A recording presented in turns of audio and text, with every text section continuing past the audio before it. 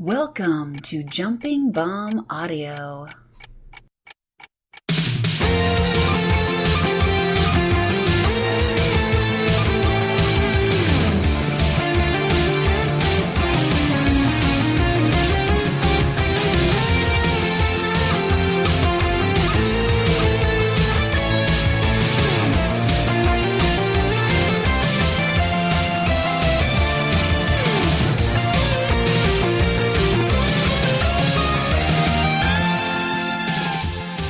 Everyone, and welcome back to Jumping Bomb Audio, the world's #1 Joshi podcast. We are back for the first time in about a month, and we are back for the first time in the great year 2022. My name is Taylor, very happy to be back, and of course, as always, happy to be joined by my co-host and good friend, Kelly. Kelly, welcome to 2022. Welcome back to Jumping Bomb Audio. Thank you. I'm just full of anti-COVID microchips right now, and I'm ready to do this show. Beep, boop, boop. That's right. You did get your booster yesterday, and it didn't kill me. Not to break your HIPAA, not to break HIPAA violation rules. Yeah, HIPAA I was only slightly comes worried into the when Brandy Rhodes pushes Kylie Rae into a pool. That's the only time that HIPAA comes into effect. I was slightly worried you were going to wake up this morning, afternoon, whatever, and not be able to do the show, because when I got my booster, I was straight up laid out. Yeah. For the first half of the day after. I could not do anything. I was really worried about that too. I think I got it out of my system with the second shot when I got such a high fever that I passed out in my bathroom. But you are now super powered. Yep. And glad to be back with you on another episode of Jumping Bomb Audio, where we got a lot to talk about. But first, as always, please follow us on Twitter at JBombAudio. Or if you want to follow us individually, you can follow Kelly at Comic Geek Kelly on Twitter and me at Tay Mambo on Twitter. Wherever you get your podcasts, give us a subscribe. It would be very helpful. And if that place is Apple Podcasts, give us a 5-star rating and review. We would really appreciate it. And if you're feeling extra generous, you can donate to the show at redcircle.com/shows/jumping-bomb-audio. So we are going to get right into it. We are going to go in depth on the big January 4th Tokyo Joshi show that happened at Korakuen Hall, their big yearly show. And then we're going to cover all the things that happened in Stardom, in SEAdLINNG, in Oz, more shows with Tokyo Joshi. We had some fun prominence shows. We have some Sendai Girl stuff. We're covering it all. We got it all here, but we are going to dive right in to the Tokyo Joshi Pro 22, which was held January 4th at Korakuen Hall in front of 695 fans, which I believe is very close to the current full capacity of the building. So a good number for Tokyo Joshi. The show kicking off with a tag match, Arisa, Endo, and Suzume defeating Mahiro Kiriyu and Moka Miyamoto in 11 minutes and 39 seconds. I'll throw it over to Kelly first. Kelly, I know you have one specific thought on this match because we did speak briefly as we were both watching the show live. So I'll throw it to you first. Moka, honey, your gear, your new gear is no good. It's bad. It's really ugly gear. I don't know. It's like it's a halfway. Oh yeah, you remember those Animorphs book covers? Very much so. Yes, I feel like it's the half step between her old gear and whatever her new gear should actually be. But it got like stuck mid transformation, and they're like, go here, you just use this. Like it's very strange. Yeah, it's very strange to me because the parts of it I like are the parts that are clearly new. Yeah. And the parts of it I don't like are the parts that keep the sort of old. I've talked about on the show. I was not crazy about the old look, which was sort of like person who wandered in from the crowd to wrestle with the long skirt And it's weird to me that they were like, the thing we really need to keep in this outfit is the skirt, the idea of this skirt, which is still there. And I'm like, yeah, I guess. So the new parts, I was like, oh, this is interesting.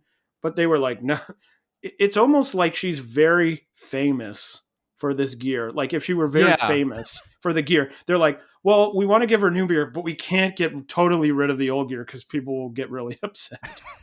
Yeah, it's like WWE telling people they can't get a haircut because it messes with the toy deals or something. But as for the match itself, I thought it was a solid match. I would have liked to see it a little bit farther up the card, maybe replacing or switching places, I should say, with a match we'll talk about in a little bit. But I thought a solid match. I think Kiriyu and Moka are sort of firmly established on that sort of bottom level, unfortunately. And I think Endo and Suzume are moving up.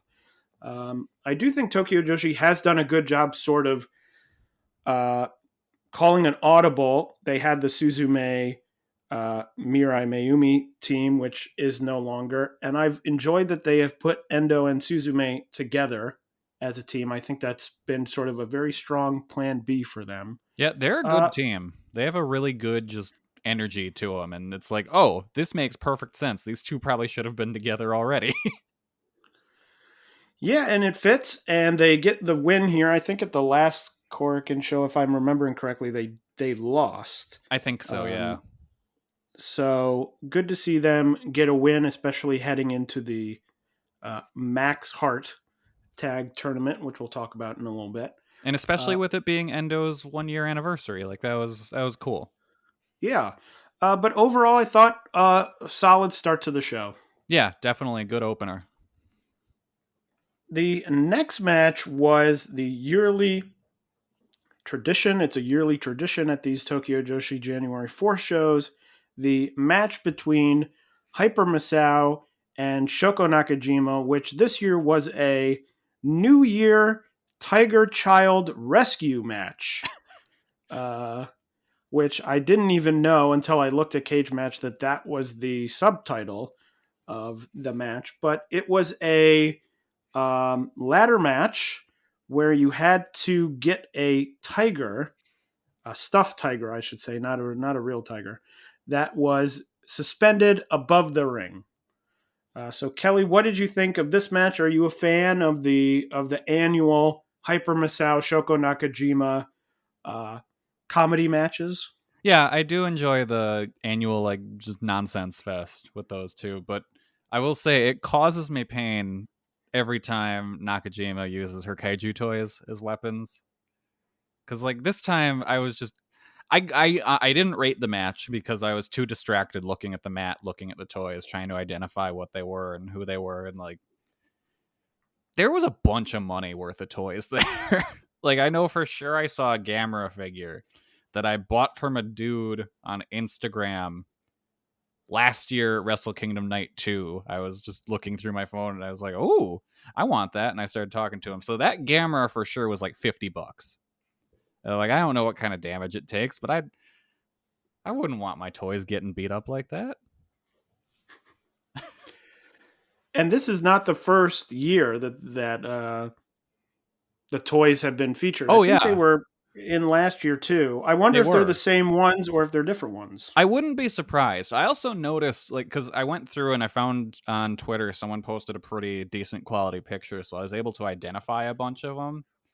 And there's a couple monsters, like she had a bunch of different Boltons from Ultraman and a bunch of different Red King figures. So it's like they're clearly her collection. Like these are just it isn't like they went to some like I don't know, they have Toys R Us there still. Like it just grabbed a bunch of Ultraman monsters off the racks and brought them in because like just looking at the sizes, these aren't the movie monster toys, which are like the general line you would see for like $15 or so in whatever department stores. Because like there's a couple different sizes of stuff.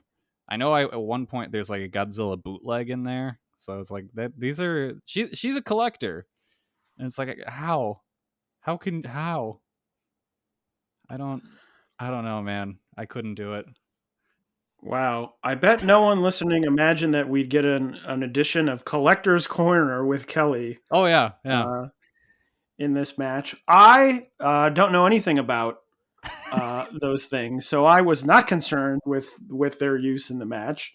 I really liked the match. I think I always enjoy these matches. I thought Shoko Nakajima was very impressive in that she took some bumps. She took the bump on the ladder, which dented the ladder. That I'm like, you are really working very hard for a match that is largely just she the did straight not have to comedy do match.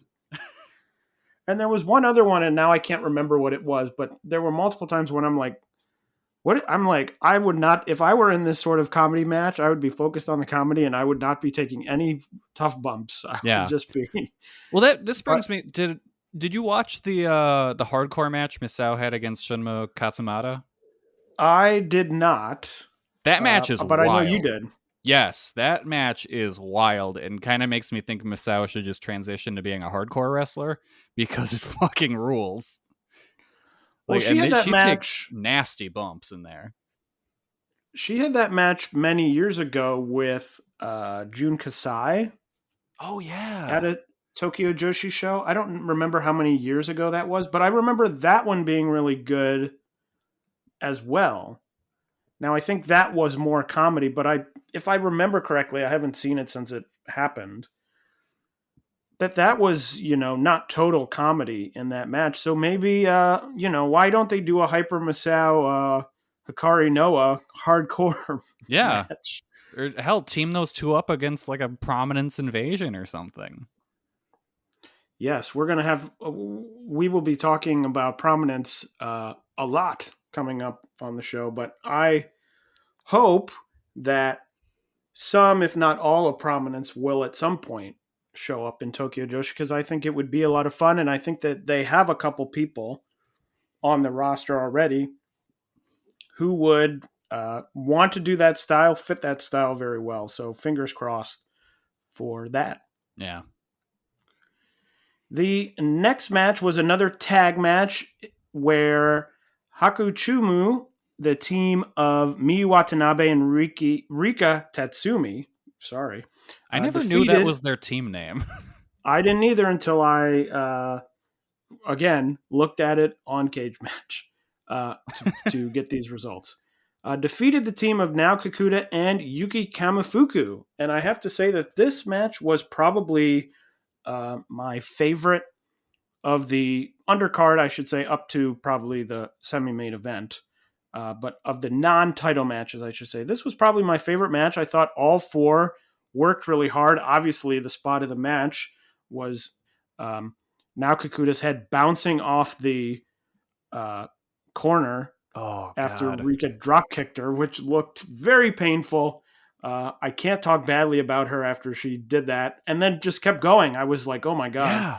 And then the match just sort of continued. But I thought all four looked really good. I thought, Nao Kakuta looked very good. As someone going in, I probably would have said of the four of them, she would probably be, the fourth of four in terms of who do I think are the best in-ring people. But I thought they all acquitted themselves well. I thought it was a really fun match. Like, for me, it would have been like 3.5 in that range. But I thought it was a lot of fun. But of course, the thing that everyone's going to remember is that crazy the head bouncing off the stanchion. Yeah, that was gross. She's lucky she didn't just get knocked out from that, because that was nasty, and it made a weird ding noise. But yeah, that was a really good match. I went 3.5 on it too. Just everyone was working really hard in this match and pretty hard hitting. And like, I assume it was to get Hakuchumu back in like tag title contention, to have them win here. But yeah, overall, really good match. Definitely agree with you on it being the best of the undercard. The next match was a 6-person tag. The team of Harunu Neko, the for one night only returning Nodoka Onesan and Yuki Aeno, defeating Marika Kobashi, Palm Harajuku, and Raku. For me, there is no match that screams opening match more than this match. And the fact that it was fourth from the bottom was really wild to me. I have to say this just as a personal thing. Nodoka was, when I started watching Tokyo Joshi, which was a number of years ago, she was in the Onisan character. And then I think it may have been 6 months in or a number of months in, she switched to her current sort of quote unquote current character. I never really connected with the Onisan character.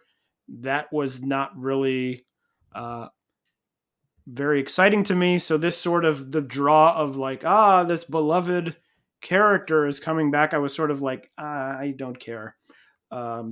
Which is probably why it was not the first match. And also probably why I thought that this match wasn't very good.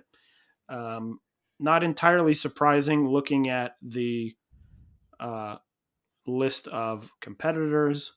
But, it is what it is. Kelly, were you more positive on this match? What do you think of the returning Nodoka Onesan? That character was from before my time watching Tokyo Joshi, so I had no idea what was happening. I was very confused. It was a very unremarkable match outside of the confusion. I think I went like 2 on it.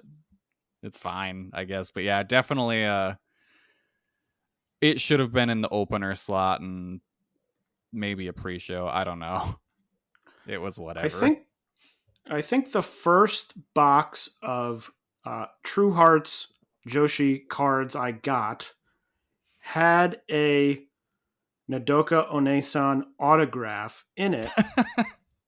But I think that was the moment where like she signed it as that character, but by the time the box had come out, she had switched to Nodoka Tenma. So it was like a weird thing where it was like, oh, is this like a collector's item that it's this old character that now doesn't exist? But I still have the card. But that's also what I think of when I opened the box and I went, oh, this character is not even around anymore. Very weird. Should but have, anyway, eBayed it the night of the show. Maybe gotten a nice bump from that. Yeah, I have some. I haven't looked at them in a little bit. The new ones are coming out in a few months, but there are some where I'm like, I could probably put these on eBay and get a good, chunk of change. I don't know if that's one of them. Yeah, I bought I have a feeling that might be one of the less popular ones. I recently bought a box of like the most recent Topps WWE set just because they looked cool. Like they were done in the old school card style. It's like that they look cool. It was a cheap enough box. I got an Alexa Bliss autograph in there, so I need to pop that on eBay to sell it to some pervert. Because I'm sure I could get a good amount of money from that. I think the only box of WWE cards I ever bought, I got a piece of the ring mat from the Royal Rumble with Titus O'Neil. It was like a Titus O'Neil autograph. Was it the one where he fell under the ring? No, it was. Oh. This was a number of years ago, but I remember being like, "Well, this is not worth anything." Years and years ago, I got a pack that had a chunk of the ring from a WrestleMania, and it was like specifically the Ric Flair versus Undertaker match. So I was like, oh, there might be some like hepatitis in here. I never really understand like, oh, it's a piece of the ring, like great. Like I don't. Yeah, I don't it could be any fabric. You're like, ooh, yeah. You're like, ooh, like show it to your friends. Ooh, look, this is 1 small inch of ring mat that they were probably like, well, we can't use this again. It's too dirty. Okay, yeah. We'll cut it up and give it to, these people. This is what a wrestling ring feels like. Yeah. Or a kiss card. There you go. Kiss card. I was explaining to my coworker what kiss cards were, and she was very surprised those existed, and then she thought like, no, this makes sense. I think they still Yeah, do the kiss cards for the WWE sets. Like I had to look it up. I was I think wondering if they they do. I think they discontinued. do. Yeah, Yeah, I think they do. because I saw Uh, one where it was like a Mandy Rose kiss card, and I was like, that's too recent for them to have stopped doing that. but anyway, back to back to Tokyo Joshi. The next match was our first of three singles matches at the top of the card. This one was not for a title, but it was Yuka Sakazaki defeating Yukiya Arai in 12 minutes and 51 seconds. Kelly, what'd you think of this match? I thought it was good. Another really strong showing for Arai.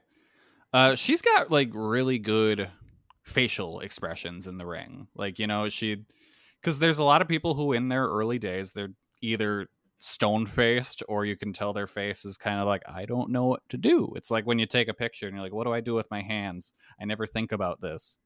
But like, so she definitely has thought about this and she's got really good facial expressions and stuff. Like I think it was when she had a Yuka in a submission. I can't remember what, but she like looked like a maniac. Like she was like gonna rip her leg off of her. It was awesome. That being said, I do think it's my least favorite of the trial series so far. Like I think her match against Rika was way better. I don't know. I thought they just didn't have like the best chemistry, but that being said, I still really liked it. I went like 3 3/4. Uh, yeah, I agree with you that I think this was probably I like the Rika match more than this. Not like, oh, that was really great. This is really bad. Yeah. I thought the story was a little bit more focused of Rika, as we talked about last time. Rika sort of focusing on the the body, focusing on the leg, working the leg, being like, that's your thing. And then Yuki Arai sort of came out in this match and it was like, okay, still doing the kicks, which I'm like, okay, not the end of the world. And I think she did mention in the post match promo or interview or some interview somewhere that she was like, oh, I do have to work on varying my work on adding moves, varying my offense, which I was like, oh, okay, that's sort of what I was looking for. I like that she added the sharpshooter, the scorpion deathlock, whatever you want to call it. They were calling it multiple things on commentary. By the way, speaking of the commentary, I thought it was good, but I'd just like to say to Tokyo Joshi, I think they should just keep it as Chris Brooks and Balianaki. It really felt like they had someone with them to keep them behaved. Although it felt like halfway through the show they were like, this is sort of weird, so let's just do our two-person commentary. Uh-huh. And if like something if something else gets said, we'll sort of deal with it, and if not, we'll just do two-person commentary. Yeah, pretty much. But I remember it during this because she put on the sharpshooter, and I think Brooks was like, "It's a sharpshooter," and he was like, "It's a scorpion deathlock," and I'm like, "Okay, those are the same things. Let's just call it one thing." But I liked that she added that. That was good. So I thought a good match, and excited. I feel like these matches I end. Even the matches I'm not crazy about, I'm like, ooh, I'm excited to see more. Even though this match I wasn't, over the moon about, because I think that she is getting better. Yuki Arai, I should say, is getting better, and it's like, oh, can't wait to see what happens sort of down the road. The semi-main event, the first of two title matches, was for the International Princess title. Maki Ito defeating Hikari, the champion, Hikari Noah, the longest reigning International Princess title holder, in 16 minutes and 9 seconds. Kelly, I'll go to you first. I have some thoughts on this match. What are your thoughts on this match?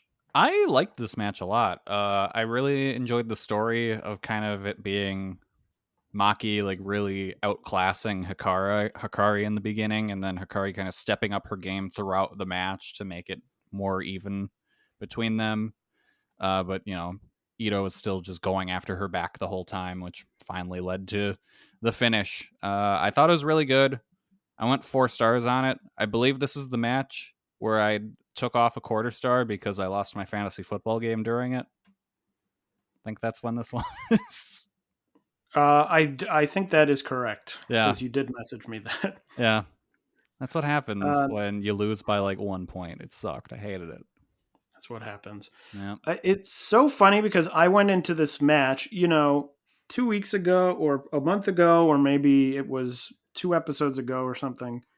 We had talked about the Tokyo Joshi. We were like, okay, we figured out the story, which is that like Maki Ito is going to lose and Mizuki is going to win the Princess of Princess title, and it's going to be this whole thing.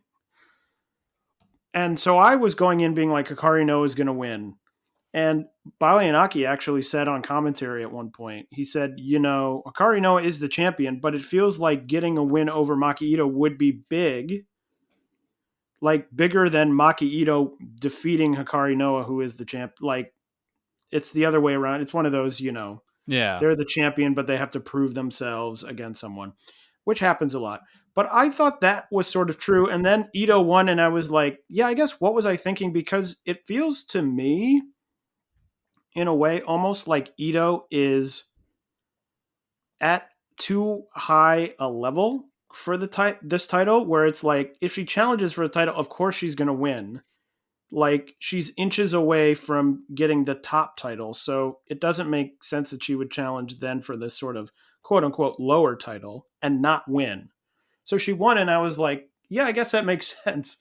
But then I was like, oh, maybe Mizuki doesn't win the title because this doesn't really line up with any of the sort of story that I had made up in my head, that I was like, wow, this is really good that Tokyo Joshi's running this story that really I had made up completely. Yeah. I also really liked the match. I went 4 stars. I don't do fantasy football, so I would have been 4 stars regardless. So I thought it was really good. I think Maki Ito has really improved in ring. I thought Noah did very well. I thought that she had a really good, her title reign sort of started out. It was like, okay, this is sort of interesting. This is good. And I think her last couple of defenses, this one obviously where she lost, her last one really solidified sort of this reign. And I was like, oh, she had a really good reign. She had good matches. She really sort of stuck herself up in that upper mid-level where I think, like someone like Yuki Kamifuku was when she was holding the title, sort of moving them up to the next level that I'm hoping that, Yeah, I think being champion has made her a better wrestler for sure. Well, yeah, you get in higher profile spots and you're wrestling, higher, some higher people, not always, she wrestled Marika Kobashi, but, wrestling Maki Ito, who's at the top or near the top of the company, is helpful for someone who is improving. So I think that she got a lot better. So I like the match.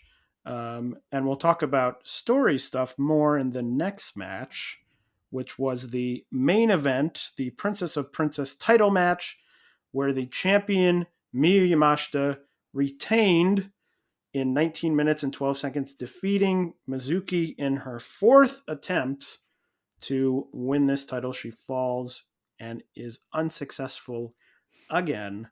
Kelly, what did you think of this match? Poor Mizuki got the shit kicked out of her in this match. Like, Miyu was just going hard as hell in this match. It was a really just hard fought match from both of them, but just some of the kicks and the final 2 knee strikes that Miyu hit on Mizuki were just insane looking. So I really enjoyed it. I love a good hard hitting match like this. I don't love the booking, but going into Sumo Hall, it makes sense having Miyu and Maki as your 2 top champions. So like I get it. I went 4 1/4. I really liked it. Well, we're in sync once again. I also went 4 1/4 on this match. I thought it was really good. As you said, I thought Miyu was great. But really, I also thought Mizuki was great. I mean, she had those two double stomps, the one from the top turnbuckle to the floor, which looked really good. And then there was the one, um, the double stomp to the back of Miyu's head, which I thought looked really good, really Ooh, crazy. yeah. I will say double stomps are one move in wrestling that some moves in wrestling, you sort of figure out how they do them and you're like, oh, here's how they make it look, you know, hard hitting, or they make it look really effective. Double stomps are a thing where I'm like, if I was a wrestler, I would tell whoever I was wrestling, you cannot double stomp me. Yeah, no, there's like sometimes you can tell like a little bit where it's like, oh, okay, so they like aim further than they are, so it's like their toes take most of the impact on the mat, but even a lot of times that doesn't even happen either. So it's like no two double stompers are alike. Yeah, and I'm like, I don't, you can say, oh, they slide off or they distribute their weight this way, which I understand. But I would never say to anyone, yeah, go up there, go like 5 feet up. I'll lay down on the ground and you're going to jump and try and land on me feet first. Yeah. Even if you're going to slide off, I'm like, that sounds unpleasant. Yeah, that's still just gonna feel horrible. Because like even then, I just imagine you're gonna get like rubber burn or whatever on you from the shoes. Or it's like, oh, I'll just slide off and then you're like, well, then you're just jumping onto my arm, Yeah. which seems more dangerous. So anyway, I thought the match was really great. My controversial opinion I have here is, maybe it's not a controversial opinion, but it's a hot take. I think besides Miyu, who obviously is the ace of the company, always is having these great single matches. If you asked me to pick one wrestler in the company, you said you need to have a great singles match against whoever, doesn't matter, I would pick Mizuki over everyone else in the company. I would pick her over Yuka Sakazaki. I would pick her over Shoko Nakajima. I think that in these big matches, she proved it at the first Wrestle Princess with that great match that got all that hype. This match was really good. I think she has proven she is very good in these singles scenarios in a way that I think maybe Yuka Sakazaki's ceiling is higher, but I think on a consistent basis, I think Mizuki delivers the best. Obviously, not including Miyu Yamashita, who would be number one. But number two, to me, is Mizuki. Yeah, I would totally agree. And yeah, I think Yuka's got a slightly higher ceiling, but sometimes she has those misses. But Mizuki, incredibly consistent every time. You're gonna get a great match out of her.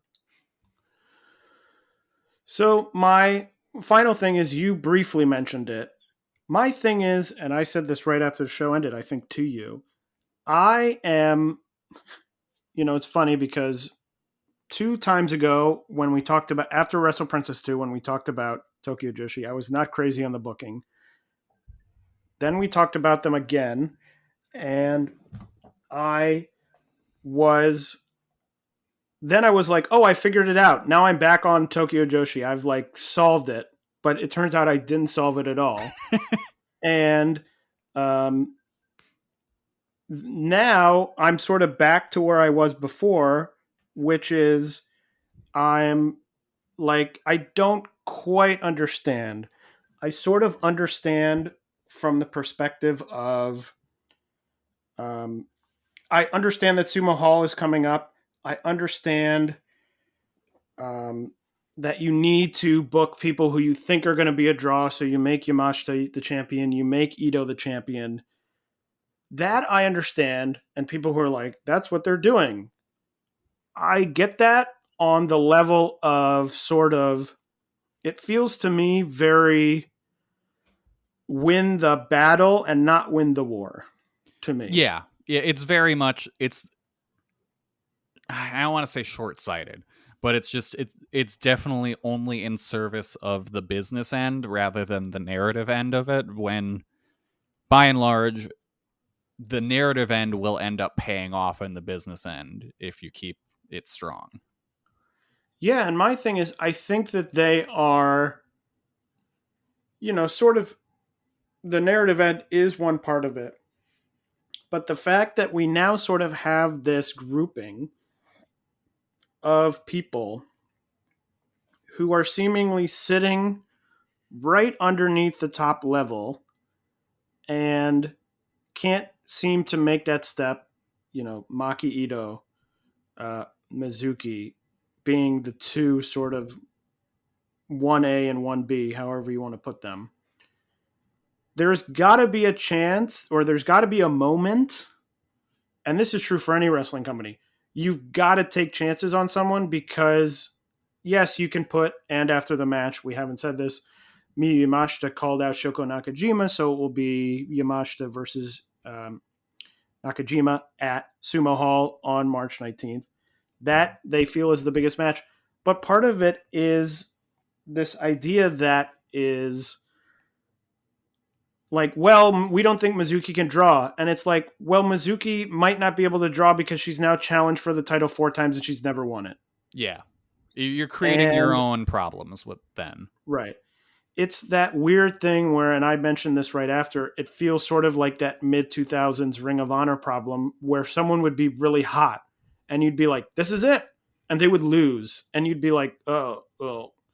And then, like, a year later, they would get the title and it would be like, well, this is great, but I wish it would have happened a year ago. Poor Mizuki is Tyler Black.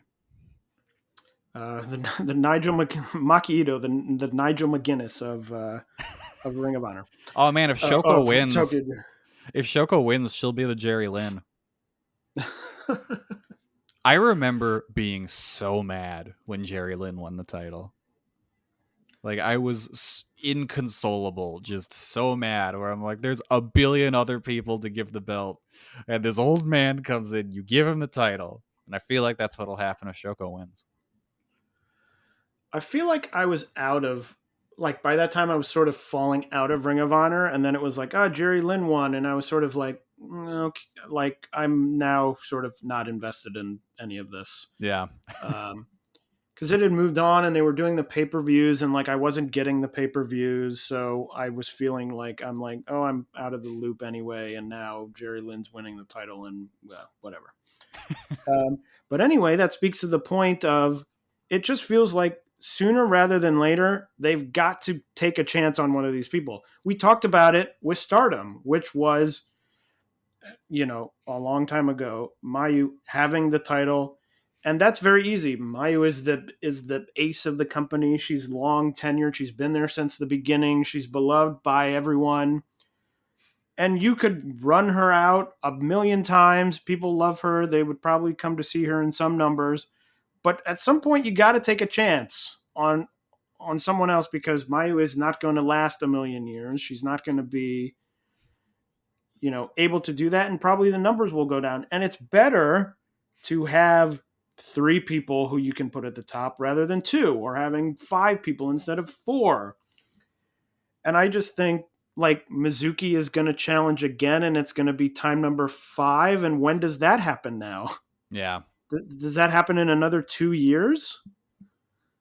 Like, it's just very strange to me where, again, I had this idea in my head. I was like, wow, this is brilliant. And now that idea is out, and I'm like, does Shoko Nakajima beat Miyu Yamashita, and that's the end of this huge title reign? Is it just goes to someone else who's already been champion? I really hope not, because that's an incredibly boring choice. Like, it was sort of confusing when Miyu won the title in the first place, and it seems like at every moment when it's like, the whole point of this was, the whole point of it is it's building so Maki can beat Miyu and have the big moment. Nope, that wasn't it. The big point of it was that Mizuki is finally going to get the win over Miyu, something that Maki couldn't do. Nope, that wasn't it either.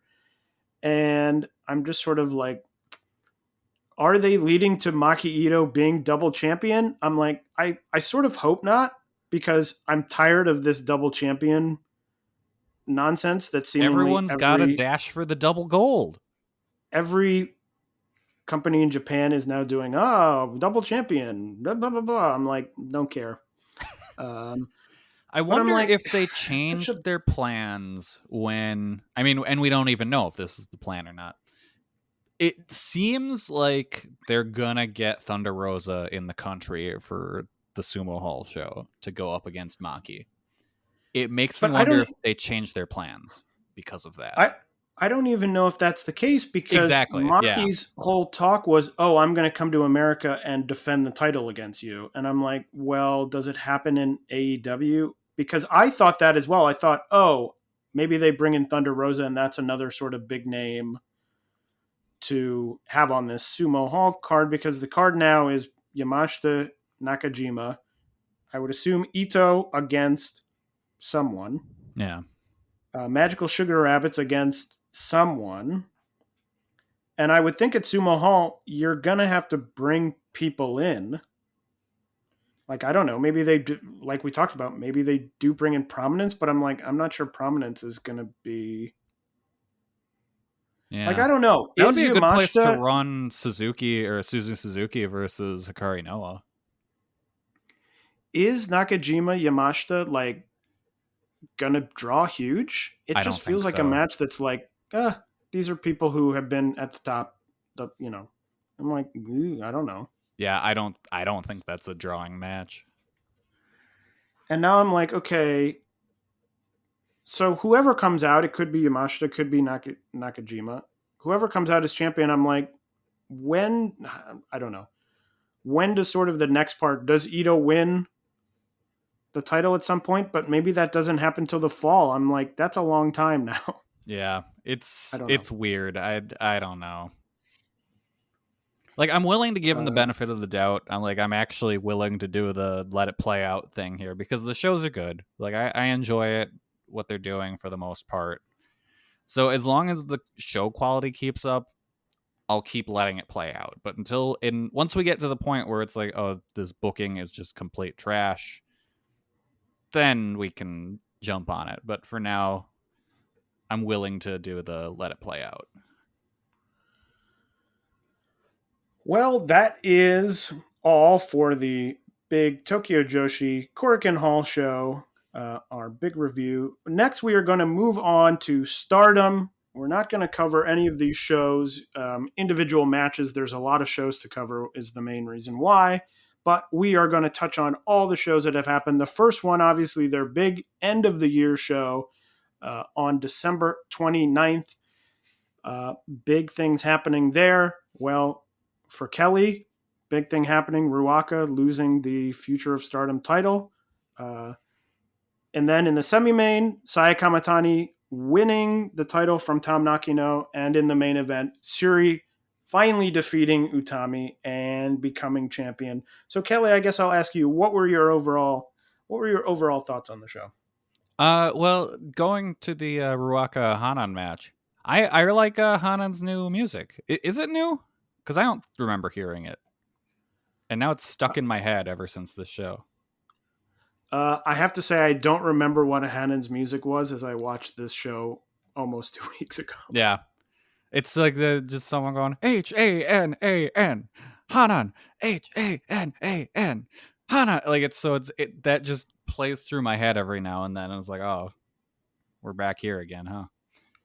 Yeah, no, I enjoy it. I'm happy to see the fall of Ruaka. The reign of terror is over. Yeah, I thought it was. I'll just say I thought it was a solid show. I'm intrigued to see Saya Kamatani's reign with the title. I thought Tom, as we talked about, sort of a dud reign after the first month, really. And I'm also excited to see Syuri as champion. She did drop the SWA title. It is not becoming defunct, so we'll see what happens with that. But she is no longer SWA champion. But I thought they had another very good match. I saw people throwing 5 stars at it. Once again, I was very close to what I was in their first match. I thought it was very similar.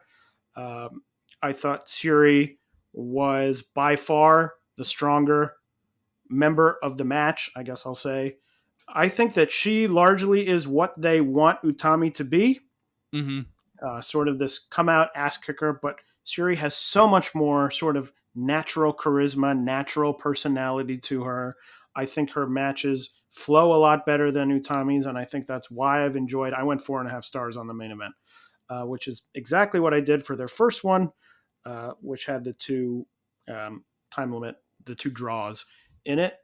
And I have to say, I'm very much more looking forward to a Stardom with Syuri on top than the excitement I had for Utami. Yeah, and I think the Syuri, it just comes down to experience. I mean, she's been doing this for a lot longer. And so it's like, okay, this, like you said, this is what they want Utami to be. So they're just like, okay, follow her model, essentially. That match, I don't know, it didn't connect with me as much as it did in their past matches. I only went 4 stars on it.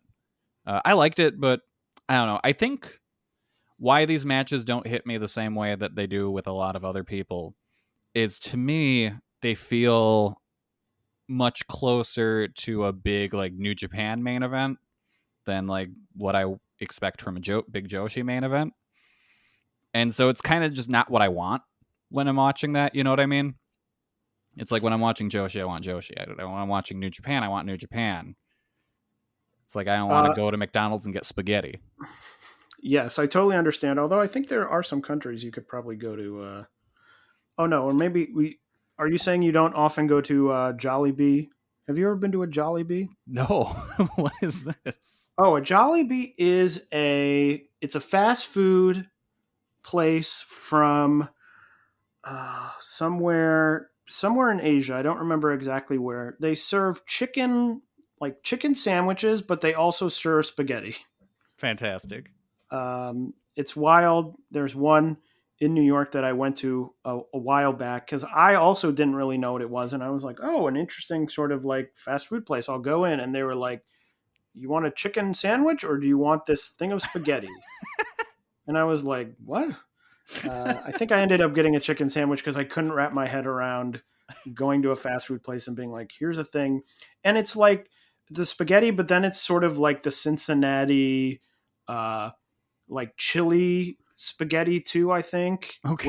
Where they're like, oh, here's spaghetti, and then we'll put a lot of like meat on the top of it.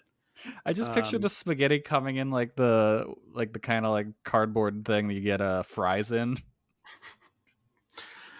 No, I've never had it, so I don't know what it comes in. If you're a big Jollibee fan, tweet at us at JBomAudio, and let us know what your favorite menu item at Jollibee is. Maybe I'll go back and get that because there's one very close to me that I don't go to that often. But anyway, yeah. But you know what? On this show, I will say I think I enjoyed the Saya and Tom match a lot more than the main. I went 4.5 on that one. I thought it was great.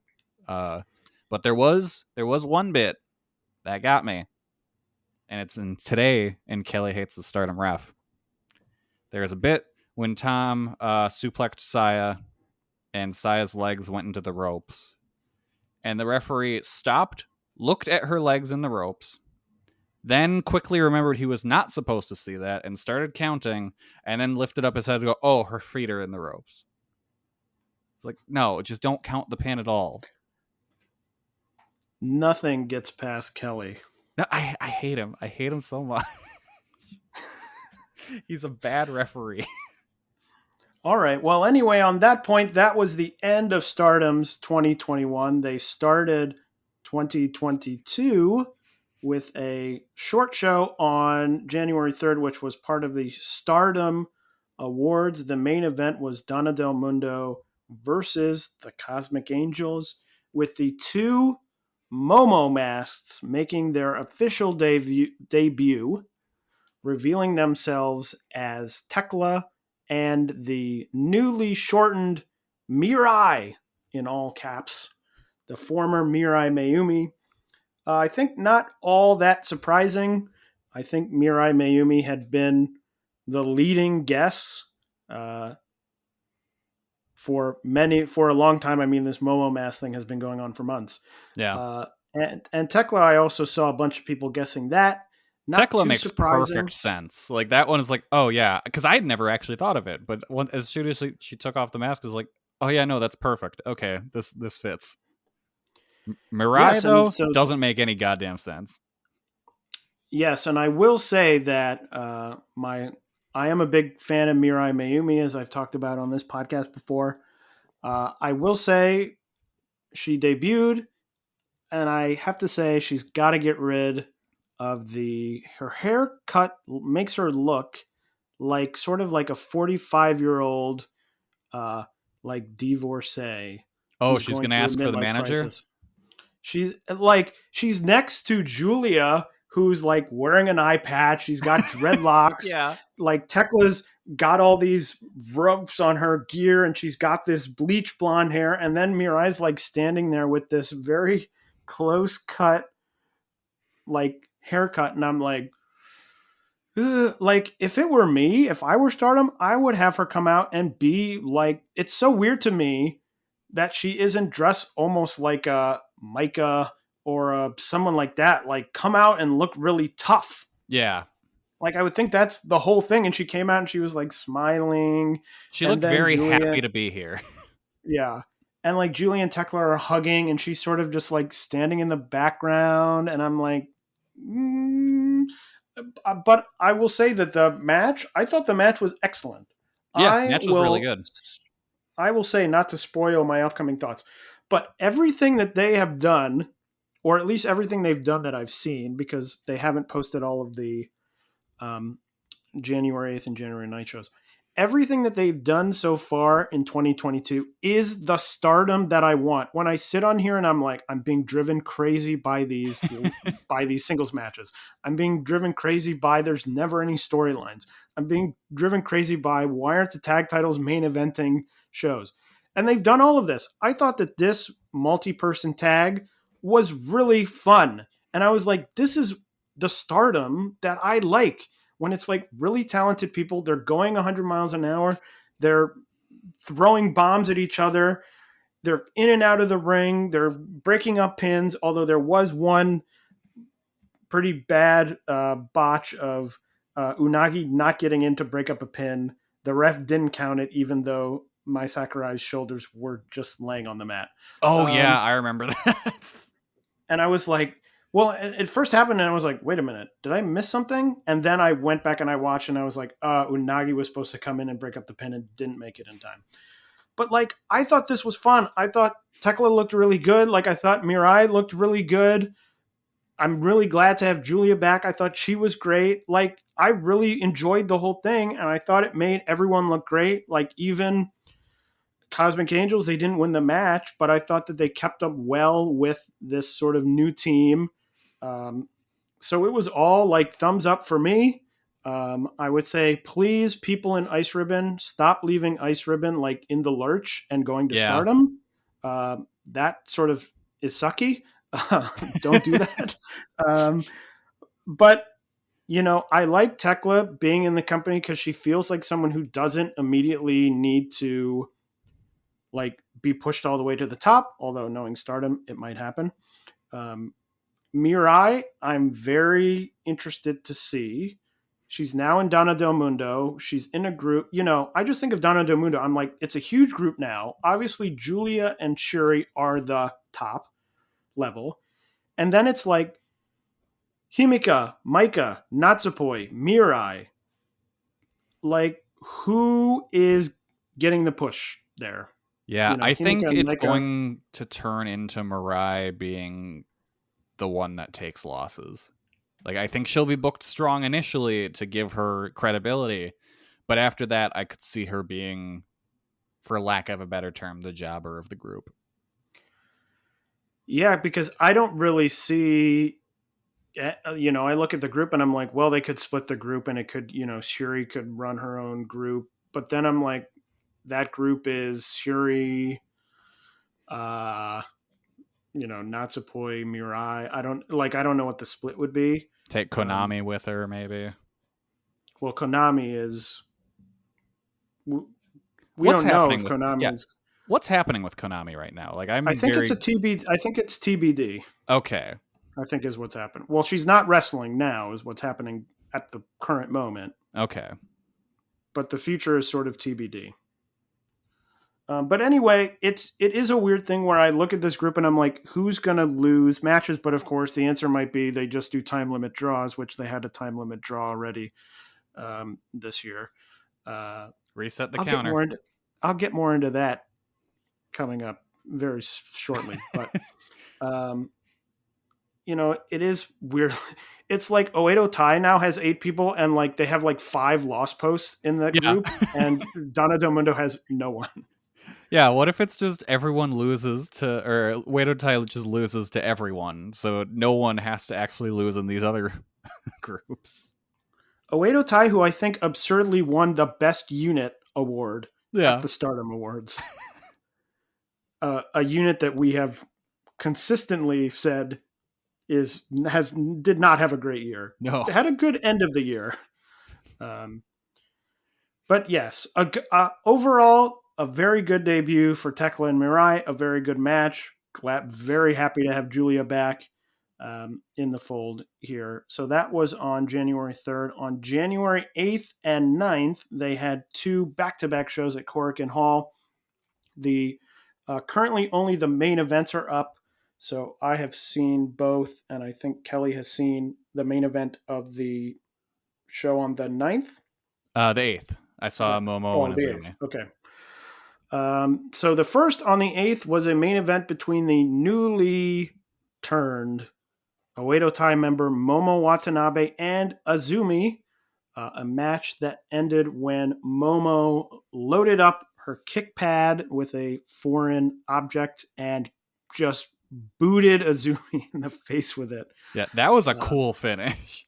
To get the knockout. Another match I thought was really fun. I thought the ending was good, and here is where I get on my soapbox, which is that I saw a bunch of people saying, "Well, why is Momo winning with this sort of foreign object? She's good enough that she should be able to win matches with just her talent." I'm like, first of all, that's the point. Yeah. She's a heel. And she had the pin before. Like, she lifted Azumi's head up, so she clearly could have gotten it. She just chose to be a dick.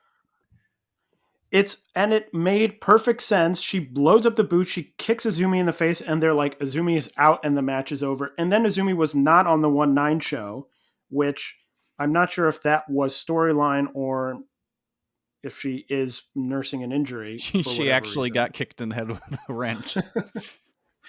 But I'm like, this makes perfect sense. And the same people who are like, time limit draws are great because blah, blah, blah. It's the same people saying time limit draws are great are sitting here going, how could a heel do this dastardly thing and kick the shit out of someone and win? Like, I'm like, that's the point. Yeah. That's the whole thing. I also have to say, Kelly, I'm going to ask you a hypothetical question. Okay. Which I thought of when I was watching this. Let's just imagine, let's just say you had a group, a wrestling faction.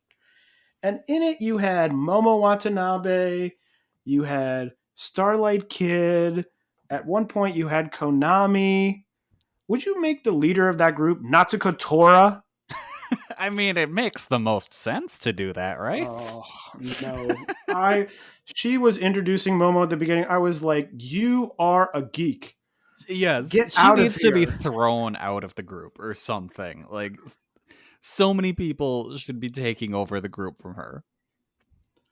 I'm like, Momo better be the leader of this group in the next month, or I don't know what I'm going to... Because I'm like, what? I'm like, you Starlight are down. Kid took over, essentially. Like, I don't get it. But I'm like, I know there's a lot of people who are going to get very mad at me for saying that because a lot of people really like Tora. I've never understood it. I have never thought that, I think she's a perfectly fine sort of mid-carder. It's sort of like now I see it as Momo and Starlight Kid at the top. Then the sort of middle is like Saki and Natsuko Tora. And then the bottom is Ruaka and Hina. Yonayama and the children. That's the levels for me. Yeah. Oh, and Yonayama, who's sort of like whatever. I totally forgot about Death Yama-san. Because she's someone, it's like, oh, she could win, she could lose. It doesn't really matter. Mm-hmm. But Yeah, but anyway, that was just a thing that she came out and she's like, "I'm here to introduce the new Momo Watanabe," and I had sort of forgotten about because she's been out injured, and I was like, "Oh yeah, you are technically the leader of this group that now has many very cool and popular people in it." Like it made sense when she was in the group and it was like her and Saki and like an injured Natsu Sumire Yeah. and Death Yama-san. I'm like, that makes sense. I'm like, now Starlight Kid, now Momo Watanabe, give it to let one of them do it. I did But like when anyway, she was saying like, "Oh, you all came here to see me," and just crickets, like just nothing. but anyway, a very good match, a match I enjoyed. Kelly, we didn't talk. Did you enjoy the match? Yeah, I went 4 stars on it. Momo's kicks just looked so brutal, and I really loved it. I thought it was great. I do. If the entire time I'm watching the match, I keep looking at Momo and I'm thinking she must have just gone to the hairdresser and asked for the Maya Yukihi, because like they have the same hair now. The January 9th show, well, first of all, I should mention at the beginning of the show, Momo Kogo, formerly of Actress Girls, came out to express her interest. I think that's the proper way to put it, to express her interest in wrestling in Stardom. So someone new, obviously Actress Girls does not exist anymore, although Saki has started or has announced that the Colors brand will be resurrected as a separate wrestling group in February. But Momokogo leaving Actress Girls as it shuts down, coming to Stardom. I think a solid. I've always really liked Momokogo. I think that she was one of the better in-ring workers in Actress Girls, and I think it's a solid pickup for Stardom. Yeah, Kelly, I got any a thoughts? message from in the VOW Slack from Liam of "You've got to be kidding me" fame, and all the message said was something like, "What's up with this new Momo?" And I had just woken up. I had no idea what was happening. I was like, "They're doing another one? Doesn't Tana Del Mundo have enough people?" He's like, "No, a literal Momo." He sent me your name. I was like, "Oh, okay, this makes more sense."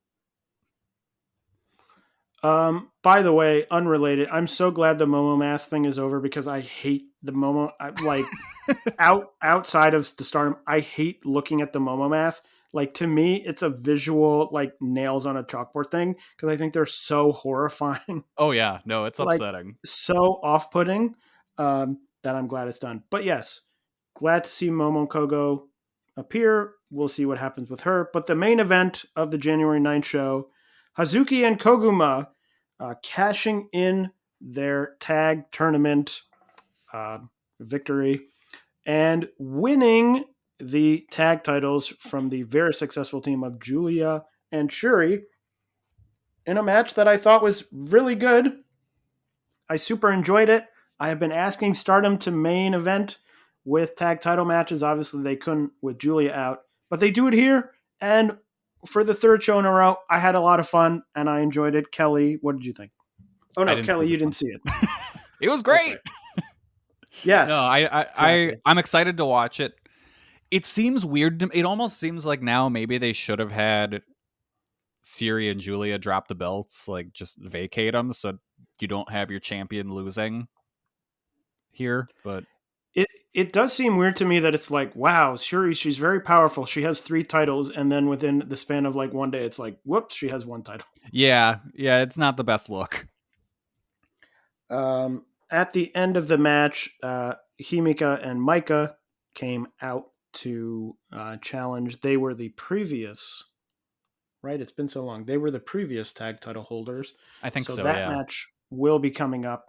Also, I should say that at the time of recording, Stardom does have a show on January 10th. By the time this show is out, I should say, that show will have already happened, but it hasn't happened yet, so we can't talk about it.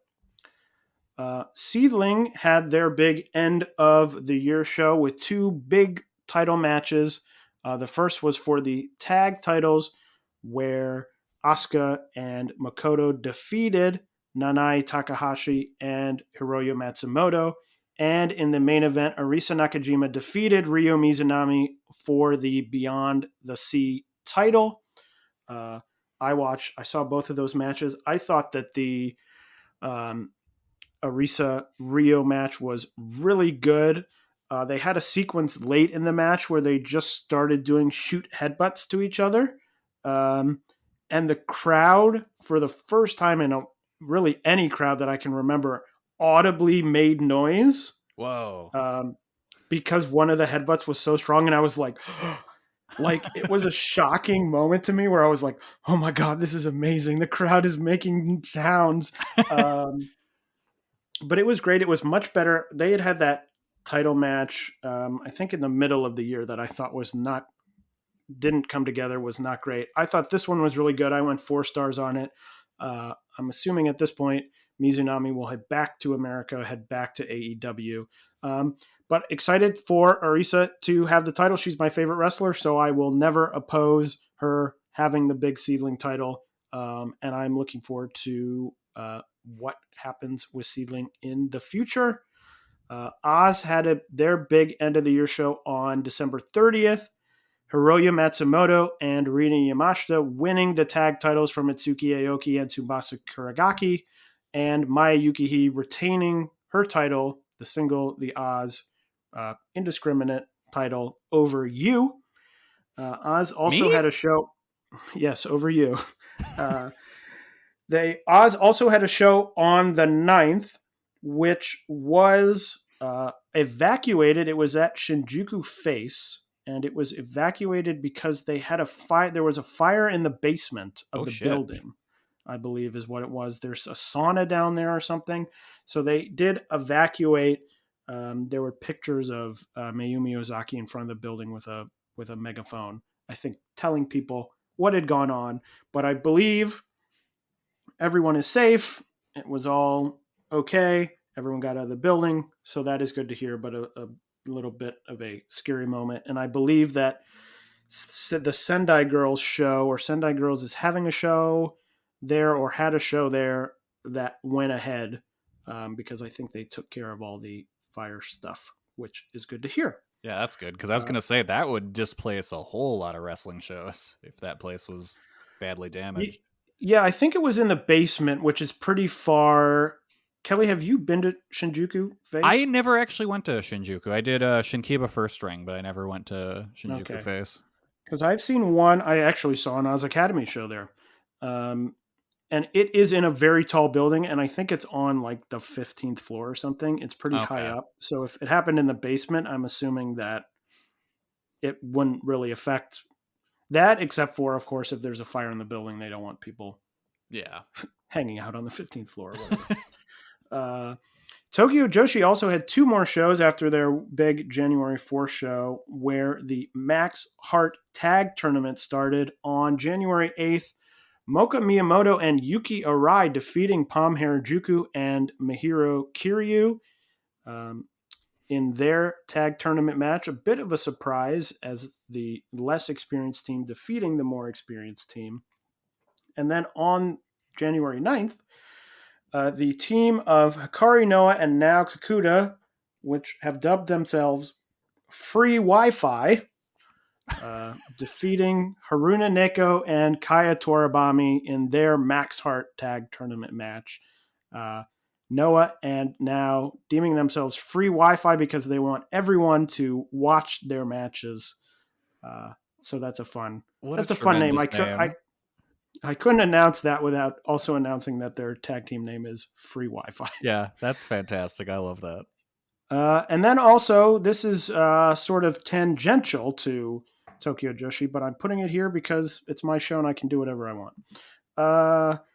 The Gaki no Fuchi Joshi Pro Wrestling Clockwork Gake no Fuchi 2022 Gake no Fuchi versus Prominent show, which happened also on January 4th from the previously mentioned Shinjuku Face.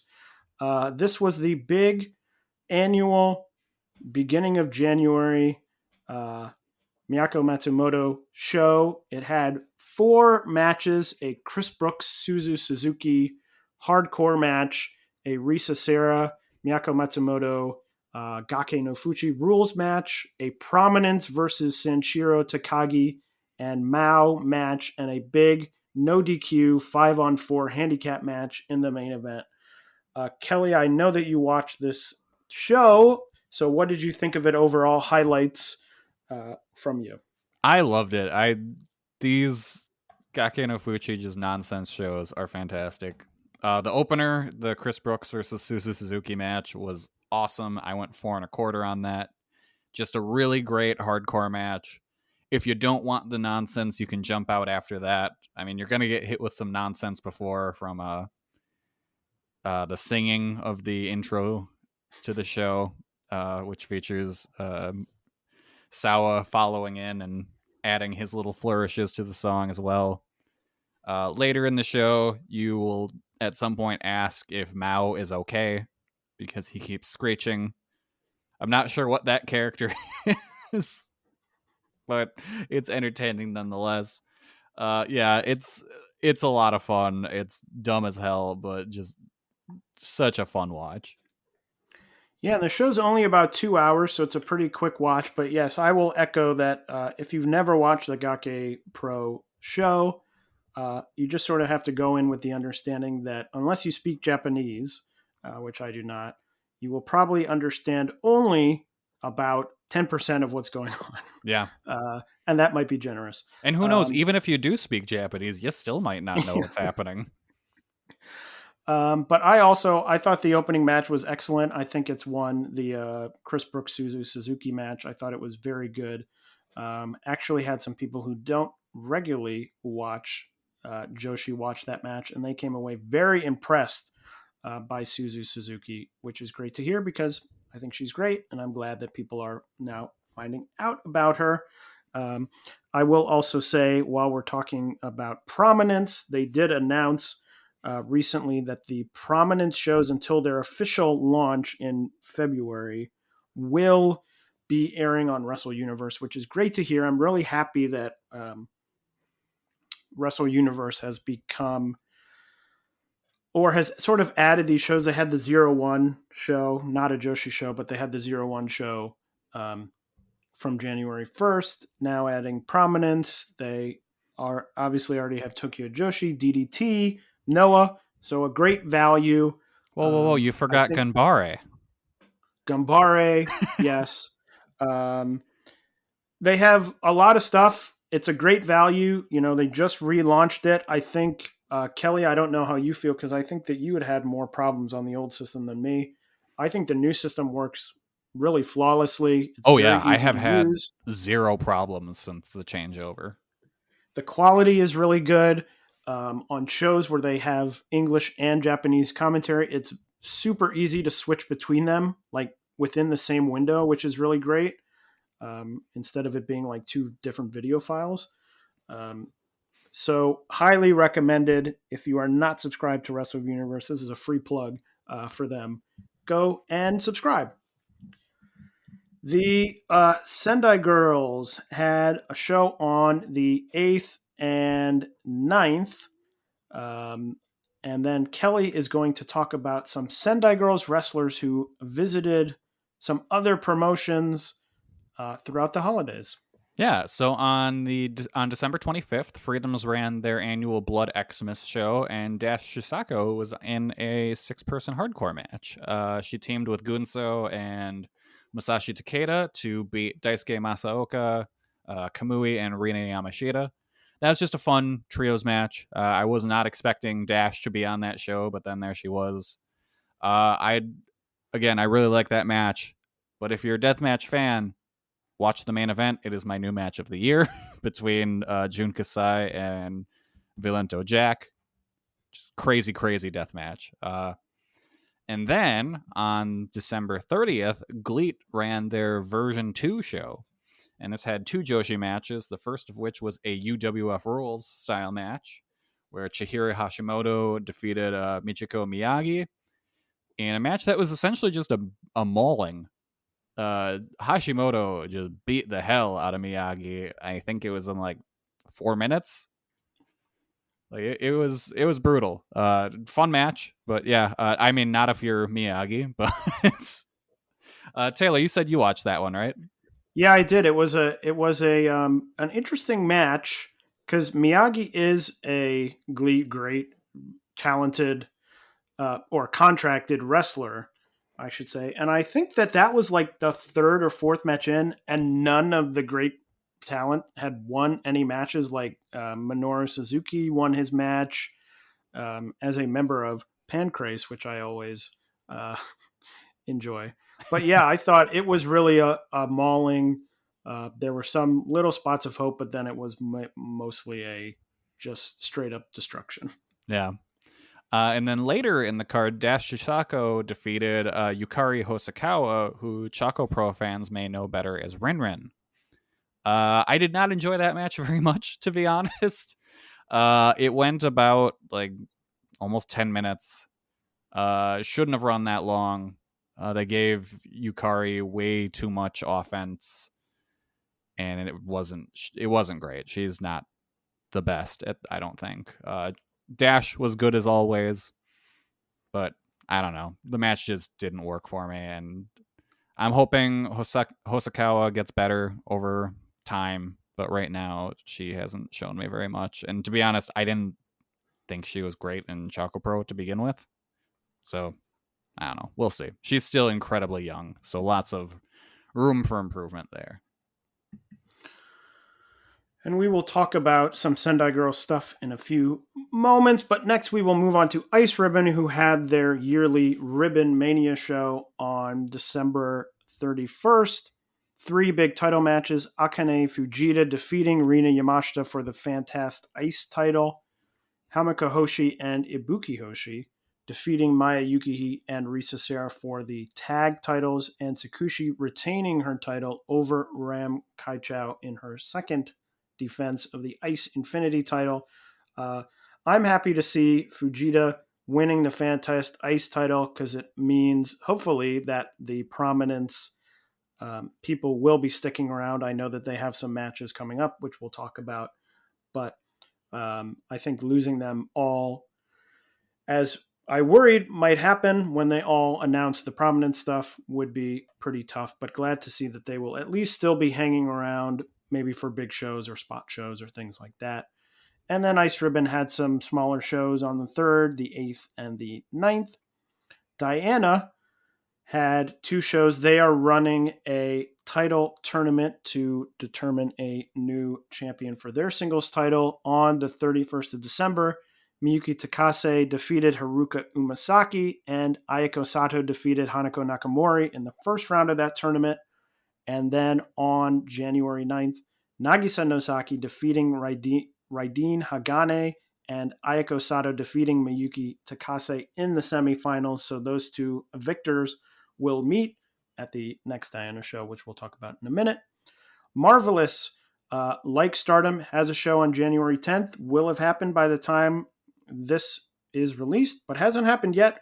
The big match on that show, Chihiro Hashimoto versus Takumi Aroha for the AAAW rights to the single, I think the singles title and the tag titles that were won by Sendai Girls back at the Gaea show. Have a feeling that if Aroha wins, that those titles would then be defended. This is just for the rights to hold the titles in your company.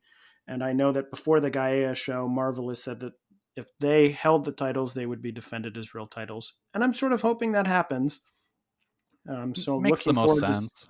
Looking forward to see this match. Their last match, which we talked about on the podcast, wasn't crazy about, but maybe they were saving it all for this big match, which has some big stipulations. Wave had a show on their monthly first day of the month show on January 1st, where Yuki Miyazaki defeated the champion Kari Yoniyama and Miss Mongol to become the new Queen Elizabeth title holder. So that is everything that happened in the very busy last 2 weeks of Joshi. And here's everything that's coming up in the next 2 weeks. Stardom has 4 shows on the 15th, 16th, 22nd, and 23rd. Nothing has been announced for those shows yet, so we'll have to wait and see.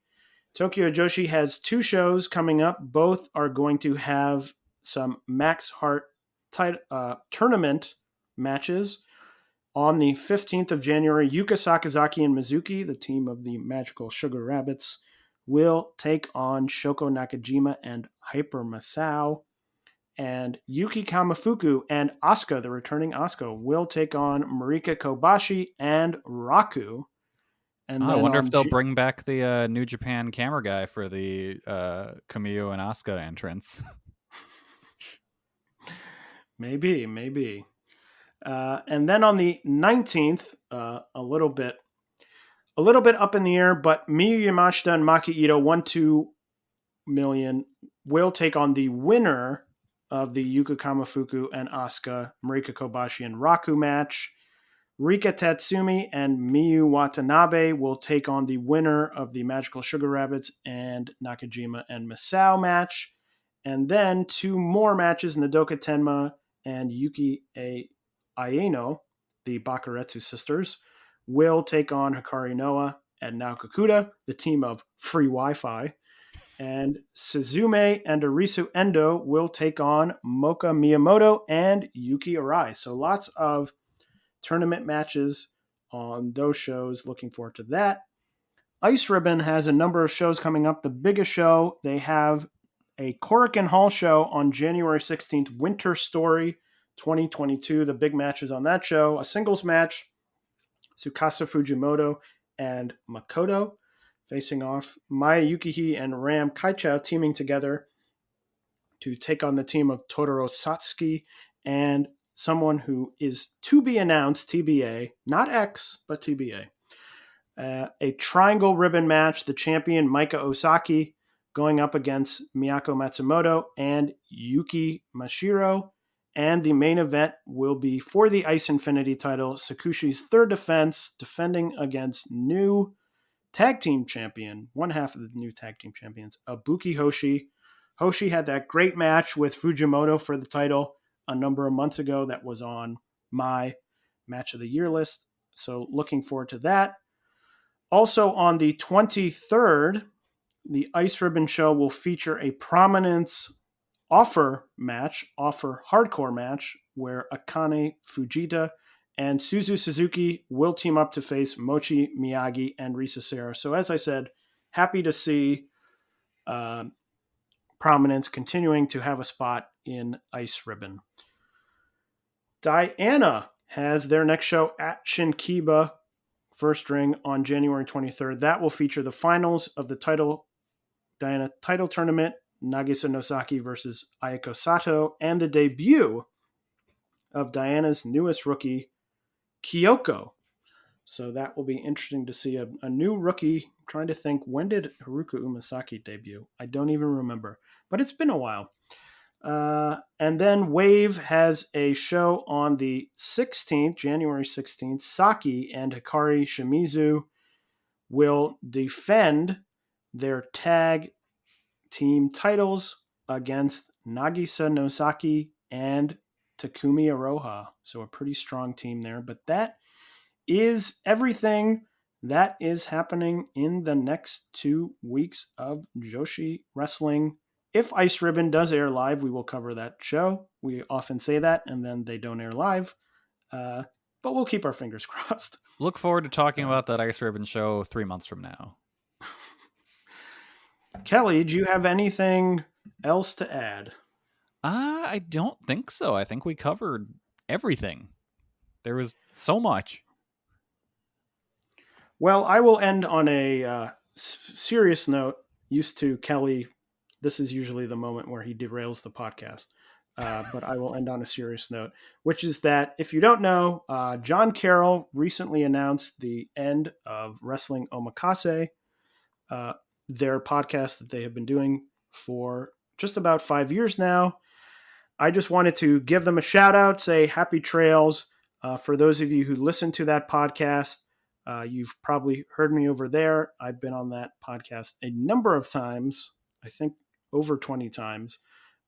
And John gave me a shot, let me on the show at a time where I had really never done any podcasting before, allowed me to come back many times. And I believe that's partially responsible for helping me to think that I could do a show like Jumping Bomb Audio. So Wrestling Omakase will be missed, but a big thank you and happy trails to John. Yeah, I always enjoyed my time on that show, so I was sad to see it go, but you got to do what you got to do to keep yourself happy and keep yourself being a fan. So I expect the show to be back eventually. I think John will find their excitement for wrestling again, because it really is like once it starts becoming work to watch it, it's not fun at all anymore. Like that's why there's companies that I'll watch, but then just for a while, like just stop, and then you'll come back and it's like, oh wait, this is what I liked about this. Okay. I will say now that we have been on this show are closing in on almost 2 years of doing this show, and I just keep thinking we're pretty close because there has been the debate in Japan. We haven't talked about that now they're allowed to do, half attendance, but you can cheer, or full attendance and it's the same restrictions. I do feel like we're closing in on that moment when wrestling is going to return to at least more normal. And as a show that has lived entirely in this strange world of clap crowds and things like that, I am thinking we'll get to that point and the crowds will be able to make noise again. And this show is going to become the most positive show you've ever heard. Every match will get 5 stars. We'll be like, oh my God, we could hear the crowd. It was amazing. I mean, I talked about that one spot in the SEAdLINNG match where I could hear the crowd and I was like, this is the greatest thing I've ever heard. So excited for that. But I know, having gone through these 2 years of sort of abnormality, it's not always easy to do this stuff. So yeah, if we start going like 4.5 stars on like Haru and Neko versus Palm Harajuku matches, maybe keep us in check a little bit. But that is our show. As always, check us out on Twitter at JBombAudio, or Kelly at Comic Geek Kelly, or me at Tay Mainbow. Please subscribe to us on your podcast app of choice. If that podcast app of choice is Apple Podcasts, please give us a 5-star rating and review. It would be very nice of you. Or if you're feeling super nice, you can donate to us at redcircle.com/shows/jumping bomb audio. So that is all for our first episode of 2022, and we will see you again in 2 weeks.